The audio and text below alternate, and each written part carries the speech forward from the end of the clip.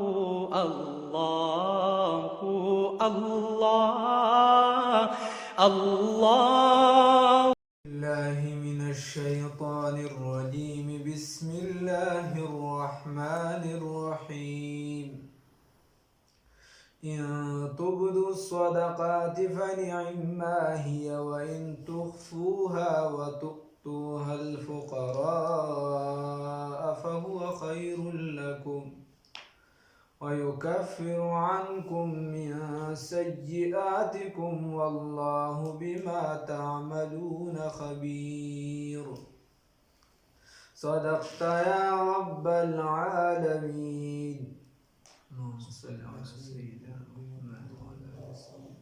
محمد وبارك وسلم. مخکې ذکر د صدقو تیر شو. الله رب العزت ذکر وکړو چې د هغې دپاره اخلاص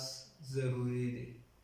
داسې صدقه صحیح نه ده چې وروسته ته هغې پسې احسان یادوې. داسې صدقه صحیح نه ده چې وروسته ته هغې باندې خلکو له تکلیف ورکړې. داسې صدقه صحیح نه ده چې هغه ردي مال وي، ځان خلاصې وي، ځان ترې خلاصې خندا کې ورخوړو. نو دا او بل الله رب العزت وی چې د هغې دپاره د حلال مال ضرورت دی چې مال حلال وي. اوس الله رب العزت په دې آیات مبارکه کې ورپسې نږدې فرمایي. الله وی که چېرته تاسو صدقه ورکوئ په ښکاره، که تاسو ښکاره صدقه ورکوئ هم ښه خبره ده،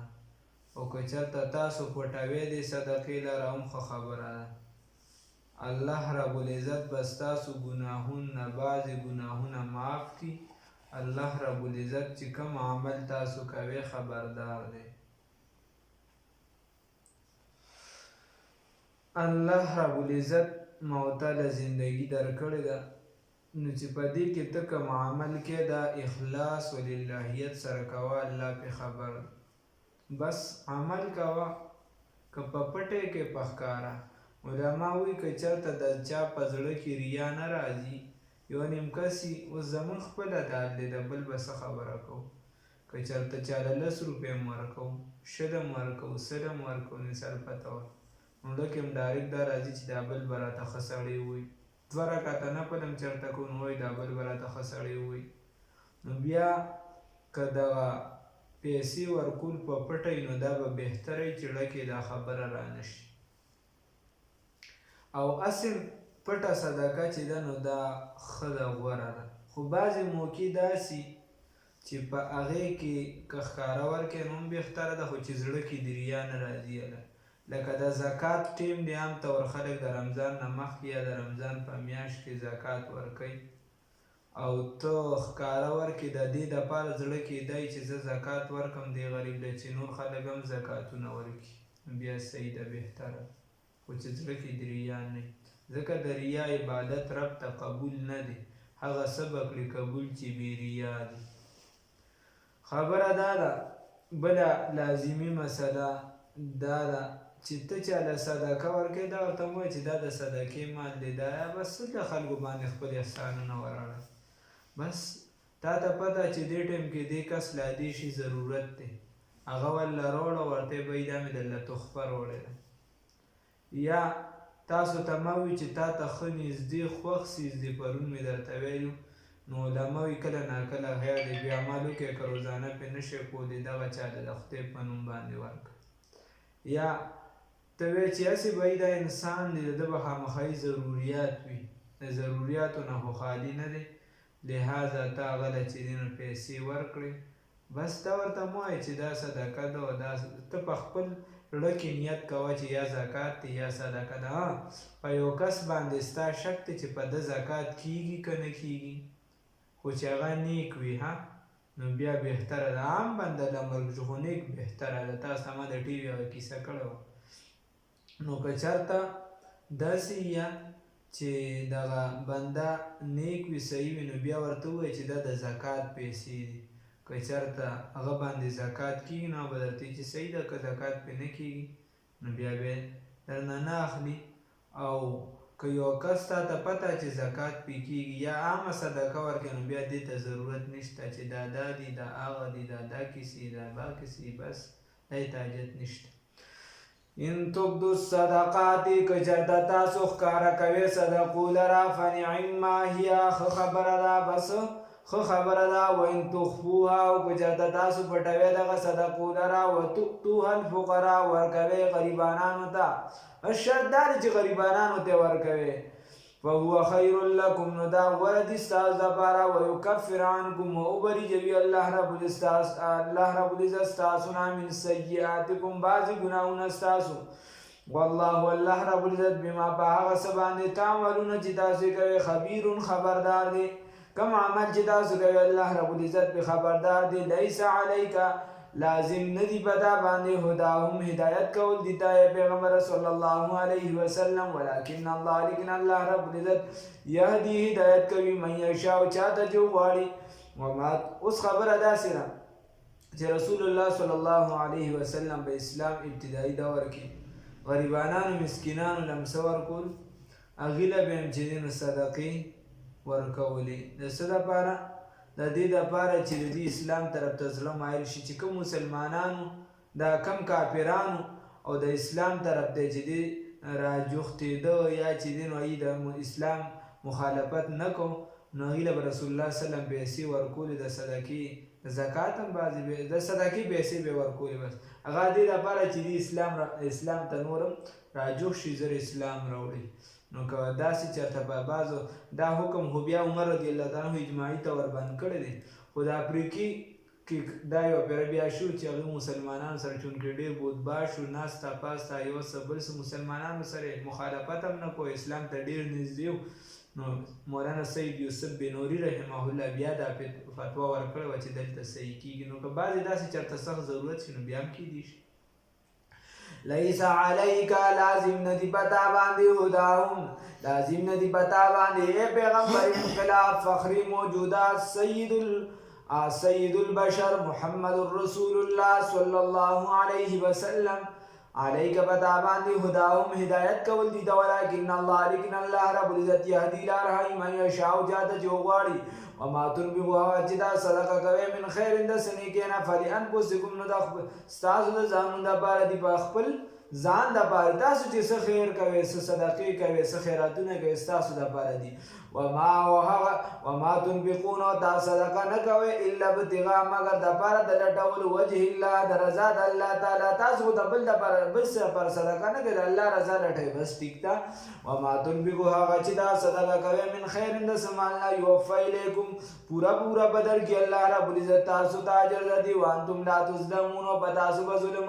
نشي کولی. اوس الله رب العزت وایي دا صدقې چاله ورکړي للفقراء الذین دا صدقې دپاره د هغه کسانو دي د هغه فقیرانو دي احسرو چې ایثار کړی شوي فی سبیل الله په لار د الله تعالی کې لا یستطیعون چې طاقت نه لري ضربا د تللو فی الارض په ځمکه کې یحسبهم الجاهل. اوس خبره دا ده چې دا صدقې به کم کسانو ته ورکړي نو کم کسان چې د جهاد نه د وسلې د وجې پاتې شي وس یې نه کېږي هغوی له یې ورکړه. کم کسان چې د دین په یو شعبه کې ځي او وس یې نه کېږي د هغې د وجې پاتې شي هغوی له یې ورکړه. یا ستا وس کېږي خپله هم حج له لاړ شه عمرې له لاړ شه ځان سره مور او پلار بوځي هغې بوځه. دکه شان غریبانانو وس یې کېږي چې دوی بوځي دی خړه کېږي په زړه کې جذبه شته خو د څه د وجې پاتې دي د دغې پیسو د وجې پاتې دي نو لحاظه ته دې په ځای پیسې ورکړه دغه لار کې به دې هم لړ شي. نو خبره دا ده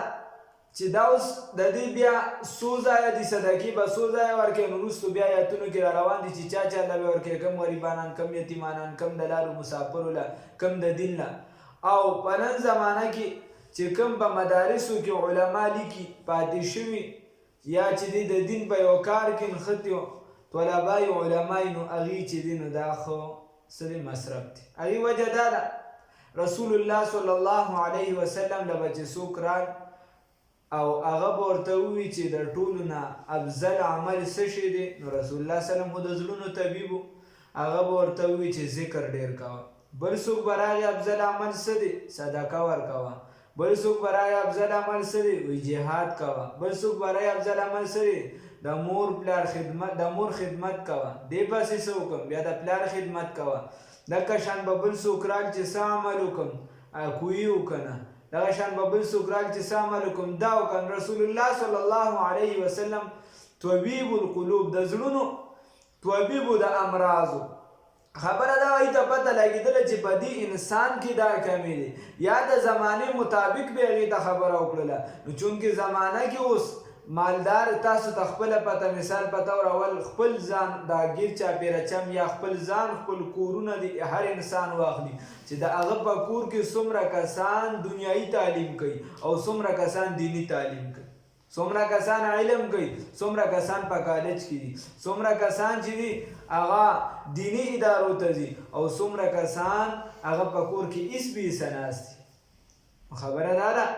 چې چونکې الله رب العزت انسان له چې دی دغه کسان چې دي دا کمزوري دي، دا یو څه بل څه ځان یې دغه دین ته وقف کړی دی، نو لهذا علما لیکي چې دغه یې ښه مصرف دی. دغه شان د رسول الله صلی الله علیه وسلم جومات کې اصحاب صفه دا یو چبوتره وه، یو نن سبا ورته داسې وه چې یو اوچته ډپه شانتې وه، د پاسه پیچوپالو په هغې کې به صحابو هغوی به صرف علم حاصلو، نو صحابو به چې کوم زکاتونه یا وغیره هغه به یې راوړل، یا چې به د چا په زکات کې څومره کجوري شوي وي، څومره به چې دي نو انګورو هغه به یې راوړل، هلته به یې ځوړند کړو، صحابو به ترې بیا دغه هغوی به ترې خوړه او علم به یې کو. نو دغه ترې مراد کېدی شي للفقراء الذین، دا صدقې د پاره د هغه فقیرانو سرو چې ایثار کړي شي فی سبیل الله په لار د الله تعالی کې، چې ایثار کړي شي په لار د الله تعالی کې، یا هلته په حج کې مې یو سرمایه ورسره ختمه شي او د کوره د لېږلو څه بندوبست نه وي، هغې هم ته مراد دي. او ولا یستطیعون چې طاقت نه لري، فرصت نه لري، طاقت فرصت نه لري، دا وخت نه لري، ای به یا علم کوي یا به چې دنیا ګټي، دواړه نه کېږي، یا به چې دی هلته حج کوي یا به دی خوا چې دی ځان له پیسې د لارې راپیدا کوي، دواړه نه کېږي، دواړه نه کېږي. ها الله رب العزت دې بس توفیق راکړي. لا یستطیعون چې فرصت نه لري، طاقت نه لري، ضربان تتلو فی الارض په ځمکه کې، اوس دې په ځمکه کې طاقت نه لري، او عام طور د خلکو چې دي نو دا یو ګمان وي، لکه هغه یو عالم باره کې راځي وایي هغه ته چې وایي چې هلکه مقتدیان دې څنګه دي، مقتدیان دي څنګه دي، یعنې څوک درپسې مونځ چې کوي کلیوالا څنګه دي، یا هغه ورته وایي صاحبه زه خو ورته فرښته ښکارم، فرښته. وایي څنګه فرښته؟ هغه وایي چې دله د هېڅ ضرورت نشته، دله د څه ضرورت نشته، دا بالکل پاک دی. او هغه یو عالم به پته وي چېرته میره کې به غریب امام و، نو هغه چېرته هلته به نمبر په نمبر به روټۍ راتله، نو سهار به د غرمه به هم ساګ و، ماسخوتن به هم ساګ و، هسې میره وه د پیشتې ساګ و، کله د پالک ساګ و، کله څه، نو یو ټیم به هم په نمبر کې ساګ و، بل ټیم به هم ساګ و، بل ټیم غریب چې ډېر تنګ شو نو په یوه ورځ یې ورته داسې کار دی چې مونځ یې وکړو، یاره تاسو ته خو ډېر زیات تکلیف وي چې تاسو دونه روټۍ راوړئ، هر څه راوړئ، دا خو ډېره ګرانه ده، تاسو داسې کار کوئ چې د سارې په دې پوله باندې چې دی نو په دې باندې مالګه مساله دوړوئ، بس زه به پرې ګرځم ساران به پرې کوم. خبره داسې ده چې الله رب العزت وایي چې یحسبهم الجاهل، ګمان کوي په دې باندې ناواقفه جاهلان، ناخبره اغنیا، د مالدارانو من التعفف د وجې د سوال نه کولو، او دا کمال هم دی، کمال دا دی چې سوال هېڅ فیصدي انسان ونه کړي تر څو چې مرګ ته نه جوړ شوي. دا حالان کې الله رب العزت وایي دا یو ګمان دی د خلکو چې دې سوال نه کوي، خو تعرفهم بسیماهم، دې پېژندی شي د نښو د دوی نه، د دې داسې نښې چې د هغې نه پېژندی شي چې وایي دا کس غریب دی. د دې وجې اکبر آبادی هم وایي یہ دنیا رنج و راحت کا غلط انداز کرتی ہے، خدا ہی خوب واقف ہے کسی پر کیا گزرتی ہے. وایي دا دنیا چې دا غلط اندازه کوي تا ته هغه انسان ظاهر ته وګوري چې هلکه سپینې جامې دي، انسان دې ته وګوري چې هلکه دی خو خاندي، د خلکو په ذهن کې خدای چې غریب به د سره خاندي نه غریب، نو دې خو خاندي هلکه، نو لہذا دې چې دې ده ته څه ضرورت نشته. یہ دنیا رنج و راحت کا غلط اندازہ کرتی ہے، خدا ہی خوب واقف ہے کسی پر کیا گزرتی ہے. او رحمان بابا وایي زه درهم و دینار نه لرم په کور کې، ولې نور عالم مې بولي دنیادار. نو تعرفهم پیژندلی شي دوی بسیماهم په نښو د دوی سره لا یسألون الناس دي سوال نه کوي د خلکو نه الحافا پس سره په انخطو سره خلکو بس انخلي نه یا بالکل امام ابوبکر جساس رحمت الله علیه چې بالکل سوال نه کوي وما تنفقوا عاجز دا صدقه کوي من خیر د سمالنا فإن الله بس یقینا الله رب العزت بی بای باندې علیم علم والا دي الذين هاكسان ينفقون چې نفقه ورکوي اموالهم د مالونو خپل بالليل والنهار د ورځې او د شپې بالليل شپه والنهار ورځ بالليل والنهار د ورځې او د شپې سرا په پټه او علانیه او په ښکاره پرهم به د دې دپاره اجرهم اجر د دوی عند ربهم په نزد رب د دوی ولا خوف نه بس یروي علیهم په دې باندې ولا هم یحزنون او نه به دې غمجن کي کم کسان چې په پټه او په ښکاره وي په اعلان وي او که د ورځې او د شپې په هر حالت کې الله رب العزت به دې د دې د عمل اجر ورکوي که د الله د رضا دپاره یې کړي ښه د الله د رضا دپاره عمل کوه الله به اجر درکوي الله به اجر درکوي د دې وجې بعضې صحابو چې دی څه صدقه د پټې ورکړه څه ښکاره ورکړه څه د شپې ورکړه څه د ورځې ورکړه چې په ټول حیات باندې عمل لشي الله دې موږ هم د عمل کولو توفیق راکړي الله رب العزت بیا فرمایي ورپسې الذین اوس تا ته چې دینو خبره وکړله د څه د صدقې خو د دې سره الله رب العزت وایي مال زیاتېږي څه زیاتېږي برکت پکې زیاتېږي او د دې په مقابله کې یو بل شی دی چې هغې ته ویلی شي سود ربا ورته ویلی شي سود بړوتري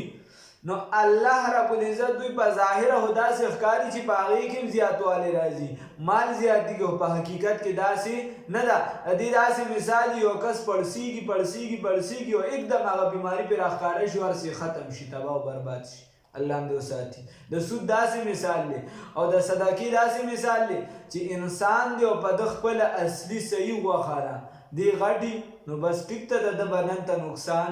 نشته الله رب العزت فرمای الذين هاكسان ياكلون الربا چې خوري سود لرا لا يقومون نبودريږي دي الا مگر کما بشاندا يقوم الذي يدريږي بدا هاکس يتحبط الشيطان چې راورزوي د لرا پیریان من المسجد وجد لګیدلونه ذالک دا چې دی بانهم پدې سبب یقینا پدې سبب قالوا وايدي انما البيع چې دا بيع چې دا مثل الربا پشان د ربا د سود پشان د ګټې ده انما البيع یقینا بيع مثل الربا پشان د ګټې ده د پشان د سود ده حالانکه الله وی وحل الله البيع وحلال کړی دا الله رب العزت بيع لرا وحرم الربا وحرام کړی دا ربا فمن جاءه بسوجات اوس خبره داسې ده چې کم کس دا سود خوري سود څه ته ویل شي زیاتی ته ویل شي بغیر د سعی وازه کل قرض جر نفعه فهو الربا یا هغه قرض مثال په تور زه تاله 10 روپۍ درکړم زه تا ته وایم چې هلکه که په شلم تاریخ ته ماله دا 10 روپۍ راکړې صحیح ده که د شلم نه یو ورځ وړې ده بیا به 21 راکې میاشت وړې ده بیا به 22 راکې بله میاشت وړې ده بیا به 23 راکې دکه شان دا زیاتوالی چې دی په سود کې دا زیاتوالی د خپلو پیسو پسې کل قرض جر نفعه فهو الربا هر هغه قرض چې هغه ځان ته پیدا راخلي دا ربا ده دا سود دی اوس دغه سود دا قرض یا چې ځان ته څه نفع راخلي لس دې ورکړي 20 غواړي 10 دې ورکړي 15 غواړي 11 غواړي 12 اوس ته د بینک نه پیسې رالې مثال په طور د تجارت لپاره او ته کال پس هغه له زیاتي ورکې سود دی په سود یې چې کله راوالې او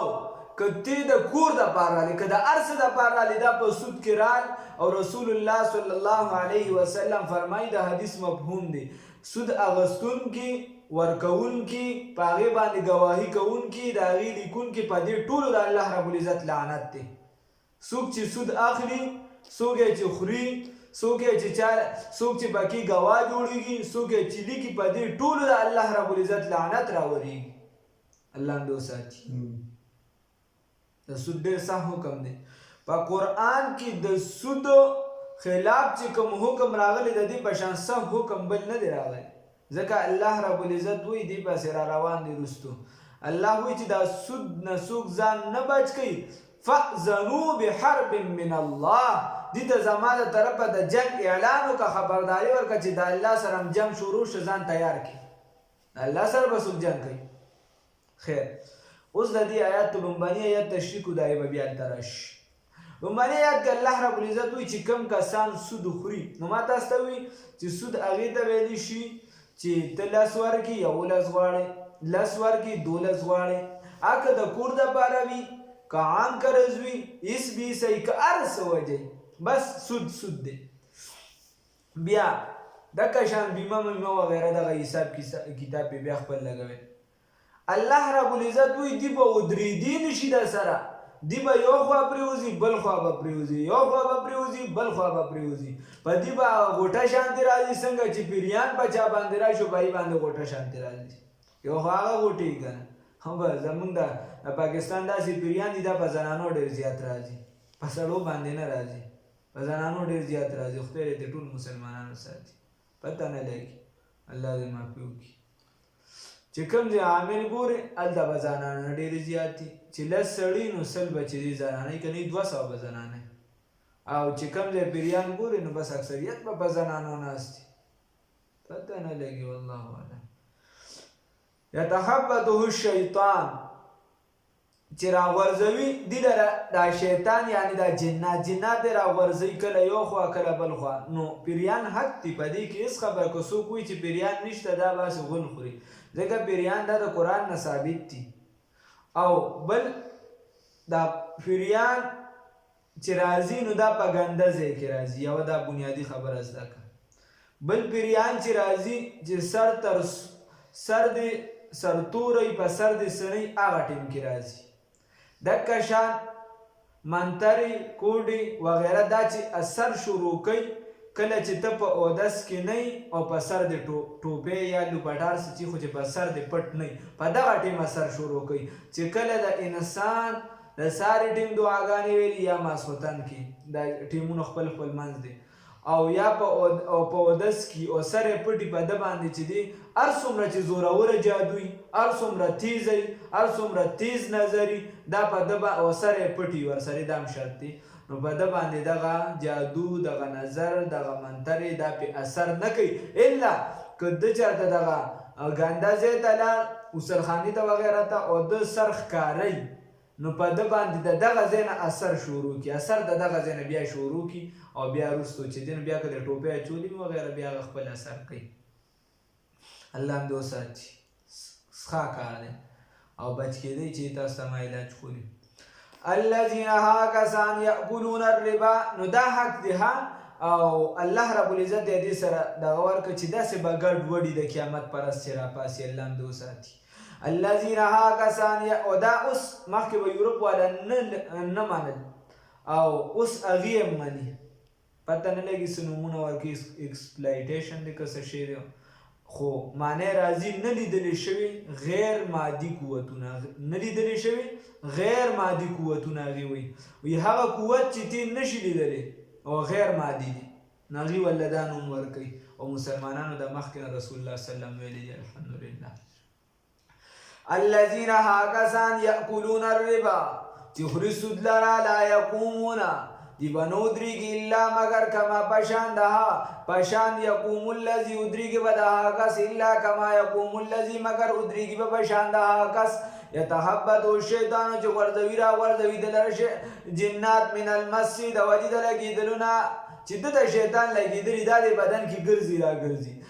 د دې بدن ډېر نری وي، کثیف وي، په نظر باندې نه راځي، اصلي شکل د دې چاته په نظر نه راځي، په مختلفو شکلونو راځي. دا خلک یې چې ووینو ځان نه بلا جوړه کړي، یو څه بل څه، دا یې شکل دا نه مختلف کړي، په خپل شکل دا چاته په نظر نه راځي.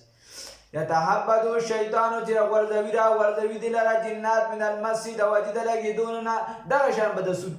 سود والوي. ذلک دا به دې سبب بأنهم، الله وایي دا ولې به دې له دا سزا ورکړو، لومبني څنګه قبر نه راپاڅي دې به دا سزا شروع شي، غورځېږي راغورځېږي به له حساب کتاب هم نه شروع ده، دې به دا سزا شروع شي. دا ولې الله یې وجه وایي، هغه دا وجه ده، ذلک دا چې بأنهم یقینا په دې وجه قالو وایي انما البیع، یقینا دا بیع چې دا مثل الربا په شان د ربا ده. دی وی چې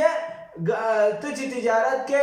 اغشتل خرڅول کې په هغې کې پیسې زیاتېږي او په سود کې هم زیاتېږي، نو اغشتل خرڅول کې خو ته محنت کې، په هغې کې ګټه تاوان شته او سود کې خو چې دی نو محنت هم نشته او ګټه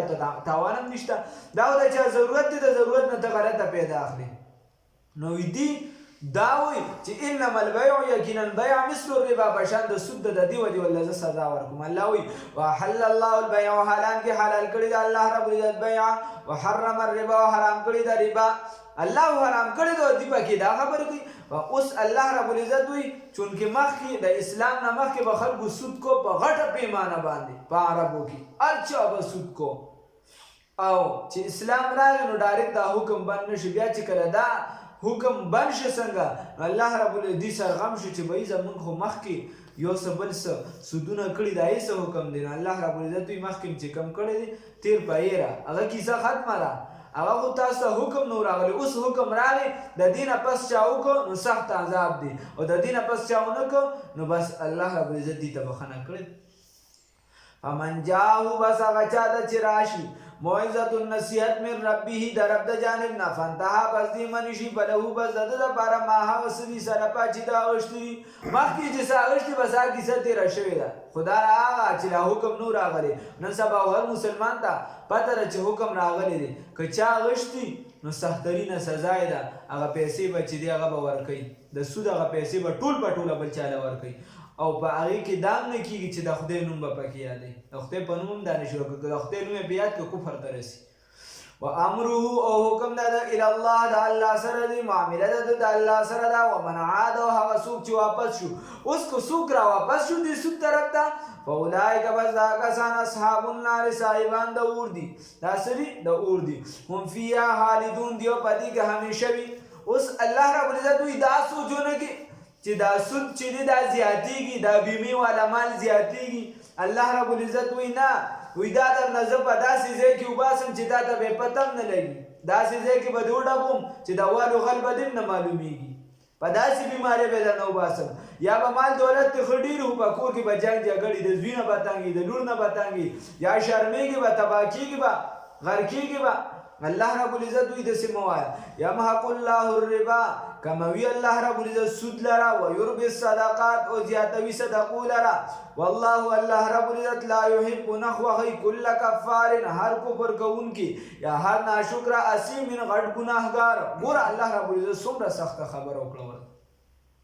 ان الذين يكنوا کسان امنو چې ایمان یې راوړ دي او عاملوا الصالحات او عمل کوي په طریقه د پیغمبر باندې واقاموا الصلاه او قائموي منځونه لرا واتوا الزکات او ورکوي زکاتون لرا لهم د دوی لپاره اجر او اجر د دوی عند ربهم پنځ درب د دوی دي ولا خوف نفس يروي عليهم بدی باندې ولا هم يحزنون او نه بدی غمجن کیږي یا ایها الذين امنوا اے د ایمان خاوندانو اتقوا الله او یریګه د الله تعالی نه او یریګه د الله تعالی نه ځان بچ کې د سود نه وزرو او پرېږدې الله وی ولې ویریږه وی سود پرېږدې داسې ویریږه داسې نه چې په خوله خندا په زړه کې ټک د پاسه برګې مسلمانول یا ایها الذین آمنوا اے د ایمان خاوندانو اے مسلمانانو اتقوا الله ویریږه د الله تعالی نه وزرو پرېږدې ما د هغه څه نه بقیه چې باقي پاتې شوي من الربا د سود نه اوس چې کله دا آیتونه را نازل شو نو د بعضې مسلمانانو د سود معاملې خلکو سره شوي وي چونکې حکم لا نه و راغلی او د دې هغه پیسې پاتې وي نو دوی وي چې یاره اوس زمونږ هغه سود چې کوم موږ پرې وراړولي د هغه ترې والو که وانلو نو الله رب العزت ورته په دې آیات کې وي چې دا سود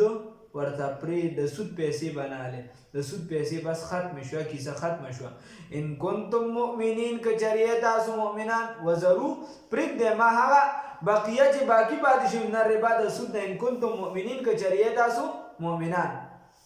اوس الله رب العزت ورته وایي فإن لم تفعلوا که چېرته دا سود پرې نه ښوده فأذنوا د عامو مسلم ګوره موږ ته کوم سخت حکم الله کړی قرآن کې د دې په شان سخت حکم نشته فإن لم تفعلوا که چېرته دا کار هم ونه کړه دا سود هم پرې نه ښوده فأذنوا ځان تیار کې خبردار بحرب من الله اعلان جنگ دی د الله د طرفه د الله د طرفه اعلان جنگ دی ورسوله او د الله د رسول د طرفه نو که څوک د الله مقابلې ته ځان تیارولی شو او دی وایي چې زه د الله سره مقابله کولی شم یو انسان هم نشي کولی په کائناتو کې ذره هېڅ شی هم نشي کولی خو که انسان کې دا توان وي نو بس که بیا سود کوي دی خو داسې خو څوک نشته، نعوذ بالله من ذلک، هېڅوک هم نشته. نو لهذا مطلب دا دی چې الله دومره سخت حکم ورکړ وایي دې د ځان د سود نه بچ کړي. فإن لم تفعلوا که چېرته هم ځان بچ نه کو، فإن لم تفعلوا که چېرته هم دا کار ونه کو، دا سود هم پرې نه ښودو، فأذنوا اعلان جنګ دی، خبردار بحرب من الله، اعلان جنگ دی د الله رب العزت د طرف نه، ورسوله او د الله د رسول د جانب نه. وإن تبتم او که چېرته تاسو توبه وباسله، فلکم بس تاسو دپاره رؤوس اموالکم اصل مال ستاسو دی، لا تظلمون ظلم مه کوئ، ولا تظلمون په تاسو به ظلم نشي کولی. دې ته وایي چې کوم 10,000 روپۍ م ورکړي دي او 20,000 ورپسې سود ختلی دی، نو دا 20,000 سود ختم شو او اصل مال 10,000 روپۍ وي ستاسو، هغه ترې والې خیر دی، ستاسو قرض دی. اوس ګوره الله رب العزت وایي چې دا څوک سود کوي نو دې سره زما د طرفه اعلان جنګ دی. لکه شان چې یو روپۍ څوک د سود والي وایي داسې شوه چې دی الله هم دې وساتي، الله دې هر مسلمان وساتي چې دی د خپل مور سره زنا کوي. دکه شان چې څوک د سود پیسې والي داسې شوه چې 36 پیرې یا 40 پیرې دی په حرم شریف کې چې دی نو د مور سره زنا کوي، الله هم دې وساتي. دکه شان چې کوم کس سود خوري او څوک پې ګواهي کوي، څوک چې دی دغه لیکي، دا ټول چې دی په دې باندې د الله لعنت راورېږي، الله هم دې وساتي. دکه شان څوک سود کوي دا دغه کور نه برکت اوچتېږي، دغه کور به تباه و برباد کېږي، دا به خیر د کیني، که دغه نسل نی آینده نسل به وي، که آینده نسل نی ورپسې به بل نسل وي، خو دغه کور کار چې دی دا به خرابېږي. بل دغه کور کې چې دی دا جنګ جګړې به ډېرې او انسان ته به چې دی سکون نه وي. او دا د لرې خبر دا نننۍ خبره ده، کس را سر ولاړو، پلار د زوی سر نه لګي، زوی د پلار سر نه لګي، یو معاملې راغلې ده او زما ډایرکټ د اوس نه یو 2 کاله وشو چې دغه معاملې چلیږي او زما ډایرکټ د سود هغه معاملې ته ذهن لاړ چې دا چونکې پلار یې سود کو، د سود کې اخته او دا کار د هغې زور یې اوس خدای پاک چې دی نو دا د وباسي تیله. بوډاګان نه دي، لا رشتې مشتې نشته، هېڅ نشته، دا مخکې نه کیسه روانه ده، نو چې وروسته به بیا څه لوبوي. د سود نه د انسان ځان بچ کړي.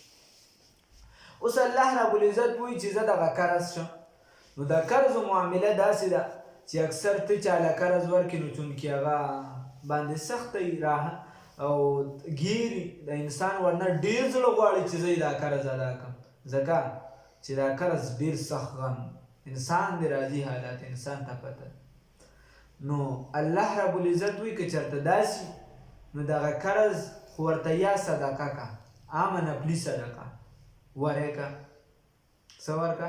نفلي صدقه ده ورکه، نو بیا صحیح ده. او یا که چېرته په زکات کې ورکې، خو د زکات به دا مسله چې دغه پیسې به لومبې د ده نه رالې، دا به دله رالې او بیا به یې چې دی دله ورکړي چې والې دا اوس زکات شو. یا داسې وکړه چې مثال په طور په تا 10,000 روپۍ زکات کېږي، دله ورکړه چې بهی دا واله ده او تا ته پته چې په ده زکات کېږي، په حقیقت زکات هم کېږي، ته ورته یې دا 10,000 روپۍ په زکات کې قبولې کړه، هغه قبولې کړې، زکات یې واغېسته، بیا ورته بهی زما په تا 10,000 روپۍ قرض یې خپلې راکړه، بس تا ترې قرض واغېسته او زکات ته هم وشو، دواړه کار وشو، ایک تیر سے دو شکار، کیسه ختمه. خو چلبازي به نه کې په دین کې، د زکات نه به ځان نه لرې. خیر، اوس الله رب العزت وایي که چېرته دا قرضدار تنګدسته وي، انسان د حالات پرې راځي، که دا قرضدار تنګدسته وي نو بیا خیر د مهلت ورله ورکړه تر دې چې په ده باندې پراخوالی راشي، ده سره لږې پیسې پیدا شي، نو بیا چې دی دې راټینګ کړه، بیا ورته یې قرض راکړه. او که چېرته په خپله خوښه به هم درکړي، عام انسان خو داسې نه، د هر انسان دا خواهشي، د هر بنده په خدای کې نو که دا خواهشي چې بهی دا قرض دی زه زر تر زر ادا کړم، او که یو نیم داسې نو بس بس بیا هم ښه دا قرض دې واله. یو خو دا مسله شوه. یو بنیادي مسله په دې تیر سود کې دا شوه که یو انسان اوس د بینک نه مثال په طور د ده پیسې پرتې دي او په هغې سود دی او دې دغه سود نه رالي، نو په دې به الله ډېری به سودي کاروبار نور کوي او یا به یهودیانو ته ډېره پیدا ځي، زموږ د بینکونو ډېره پیدا دا یهودیانو ته ځي، څومره چې دا خیر نو پیدا به یې ته ځي، نو د هغې د وجې دغه سود باندې اول خو ایښودنې پکار که بیا د کېښودې ضرورت چې نو دغه پیسې به ته رالې، دا به یې ته نه پرېږدې، دا به چاله ورکې، چاله به ورکې، خو د خدای د رضا دا به نه وي چې ما د خدای د رضا دپاره ورکړه یا دا واغه د خیر ښېګړې کار بس چاله یې ورکړه، ځان نه به یې لرې کې، ځان سره به یې نه ایسارې، کنې ایډز بیماري ده، خرابۍ به دی. او بل هم چې ورکې هغه ته به هم دا نه وي چې دا د سود پیسې دي، ځکه چې انسان د دې نه کرکه شانتې کوي. یا چې ته ورته وایي چې دا د سود پیسې دي نو بیا کیدای شي هغه ته کرکه کوي یا په هغه باندې اثر شروع کړي. او چې ته ورته ونه وایې ورته دا واله بس دا ستا شوې هېڅ دې کې به تحفه مخفه هم نه وي، هغه نورو شیزانو کې تحفه مخفه شته، دې کې به دا هم نه وي، دا به له دکه شان ورکې بس چې تا ته څوک ښکاري چې یاره دې دله ضرورت دی نو بس هغه له ورکه. خو لکه د خدای نوم وغیره دا دومره خراب مال دی که چېرته چا وي چې دا مې د خدای د رضا دپاره ورکړه نو په حرامو باندې د خدای رضا وي نو دا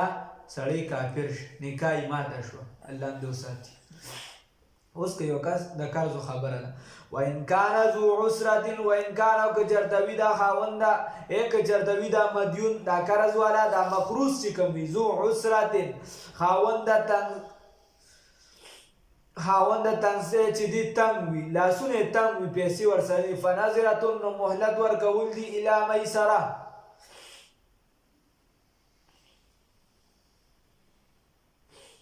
الی میسره تر دې چې دې فراخه شي چې لاس یې پراخه شي چې د په لاس کې څه پیدا شي. وان تصدقوا که چېرته تاسو صدقه که دغه مال خیر لکم نو دا غوره دي ستاسو دپاره ان کنتم تعلمون که چېرته تاسو پوهیږئ تاسو به ورته په دې قرضو کې صبر وکړئ. که چېرته دې دغه یې راسي ورته تنګې والی نو بس بیا ورته صبر وکړئ. وان کان ذو عسرة او که چېرته وي دا خاوند د تنګې یعنې لاس یې تنګ وي فنظرة نو مهلت ورکول دي الی میسره تر دې چې په ده پراخي راشي یا پراخۍ ته ورسي پراخوالی د مال پې راشي. وان تصدقوا که چېرته تاسو صدقه کو خیر لکم دا غوره دي ستاسو دپاره ان کنتم تعلمون که چېرې تاسو پوهیږئ. دا قرض که بچایي نو د هغې دپاره حدیثو کې مختلفې دعاګانې راغلي دي. اللهم انی اعوذ بک من الهم والحزن واعوذ بک من العجز والکسل واعوذ بک من البخل والجبن واعوذ بک من غلبة الدین وقهر الرجال. دا دعا چې بنده وي انسان یې قرض ختموي. او بل عام دعاګانې پښتو کې چې انسان د ځان دپاره ډېرې زیاتې غواړي نو الله دغه قرض بیا ختموي. الله دې چې د هر چا قرض وي الله دې ختم کړي. واتقوا ویریږئ یومن د هغه ورځ نه ترجعونه چې واپس کولی به شي بي بایږي الله د الله طرف ته ثم توفا